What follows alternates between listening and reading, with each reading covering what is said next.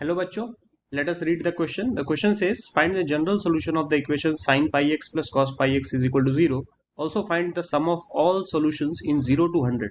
तो यहाँ पे जो x की वैल्यूज हैं वो 0 से 100 के बीच में लाई करनी चाहिए और एक इक्वेशन गिवन है, जनरल सोल्यूशन फाइंड करना है और सभी सॉल्यूशंस का सम फाइंड आउट करना है.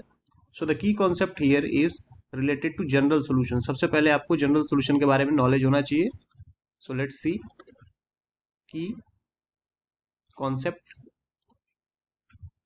सो की कॉन्सेप्ट यहाँ पे क्या हो जाएगा.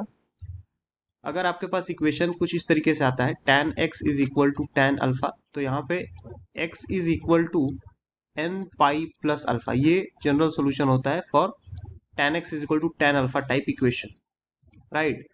तो ये आपको पता होना चाहिए.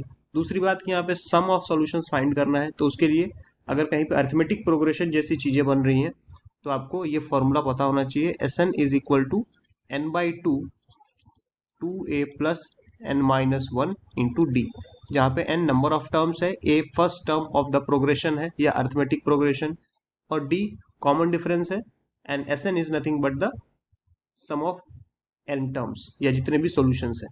तो ये पहला आपको जनरल सॉल्यूशन के बारे में आइडिया होना चाहिए, दूसरा सम के बारे में आइडिया होना चाहिए, और तीसरा अगर आपको n पता ना हो कि कितने नंबर ऑफ टर्म्स है तो उसे फाइंड आउट करने के लिए अगर आपको nth टर्म पता है तो nth term can be written as a plus n minus one D.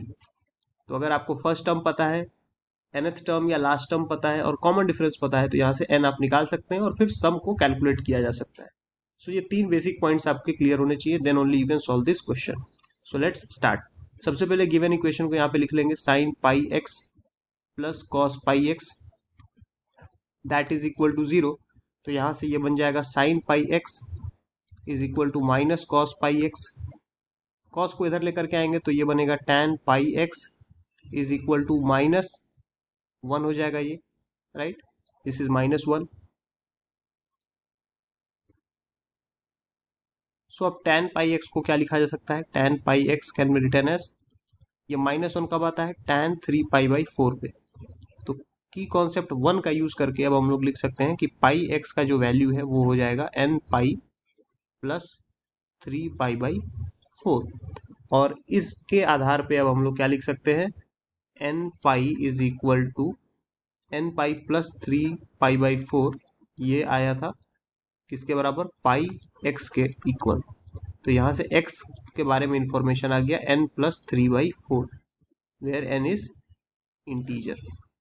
तो ये x के बारे में इंफॉर्मेशन आ गया. 0 से 100 के बीच में तो होना चाहिए, ये ऑलरेडी मेंशन्ड है that x should lie from 0 to 100. ठीक है. तो यहाँ पे n की वैल्यूज इंटीजर वही रखना है जिससे ये कंडीशन भी सेटिस्फाई हो. फॉर एग्जाम्पल अगर आप n की जगह -1 रख देते हो तो x की वैल्यू निगेटिव में आ जाएगी और वो अलाउड नहीं है. यहाँ पे 0 से बड़ा होना चाहिए या 0 एटलीस्ट 0 होना चाहिए. तो इसलिए n 0 से ही स्टार्ट करेंगे सब्सटीट्यूट करना. तो जैसे ही n is equal to 0 substitute करेंगे, पहला वैल्यू आपको क्या मिलेगा, first value you will get x is equal to 3/4. ठीक है. ऐसे ही आप n is equal to 1 put करोगे तो आपको x का वैल्यू क्या मिलेगा, 1 प्लस 3/4 दैट इज 7/4.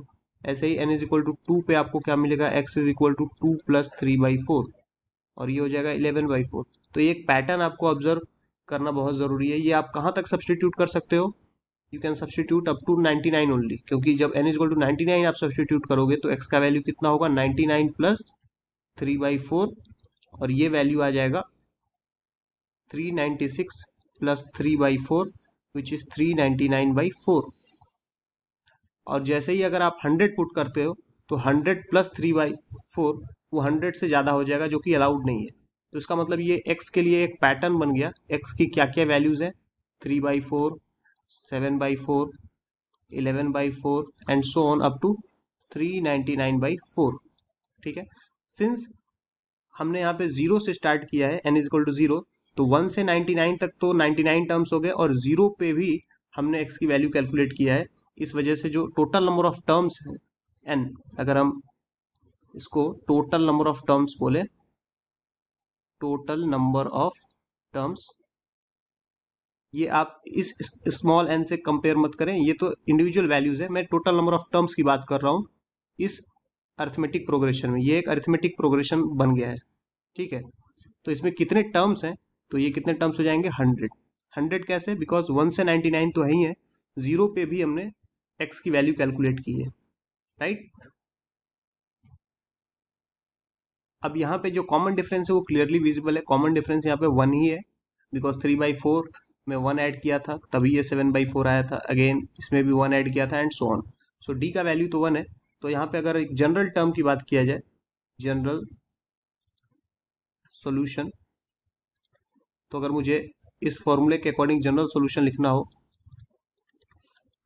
तो मैं लिख सकता हूँ x is equal to, first term is 3/4 plus n-1, तो ये हो जाएगा 100 -1। या यहाँ पे अगर आप एक जनरल टर्म लिखना चाहते हो तो डायरेक्टली 100 यहाँ सब्सटीट्यूट करने की कोई जरूरत नहीं है, सिंपली आप उसको n रहने दे सकते हो, नो नीड ऑफ राइटिंग 100। जब आपको जरूरत पड़ेगी तब वहां पे आप इंडिविजुअल वैल्यू सब्सटीट्यूट कर सकते हो।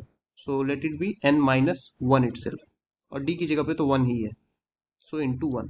सो ये x इज इक्वल टू क्या हो जाएगा 3/4 प्लस n-1, और ये फाइनली बनेगा n-1/4। सो x की जगह पे ये आ गया n-1/4। ये एक जनरल सॉल्यूशन, यहाँ पे n क्या है, इंटीजर। और अगर आपको सम फाइंड करना है, अब आप n की वैल्यू सब्सटीट्यूट कर सकते हो।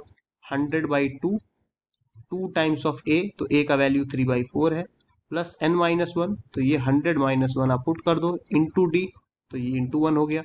सो दिस विल बी 50, और ये 3/2 हो जाएगा प्लस 99। जब आप इसे सॉल्व करोगे you will get 5025। That is the sum of all this individual values.